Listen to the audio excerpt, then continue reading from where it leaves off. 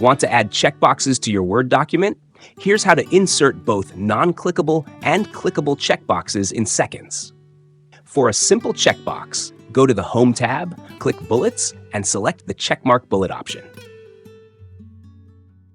Want a real checkbox instead? Click Bullets, click Define New Bullet, Symbol, and choose the checkbox symbol from the Wingdings 2 symbol font.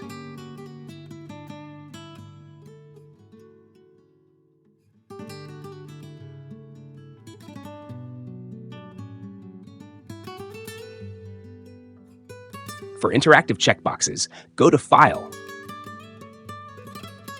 Options, Customize Ribbon, and enable Developer. Now, in the Developer tab, click Checkbox Content Control to insert a clickable checkbox. Need more customization? Use Properties in the Developer tab to change checkbox styles.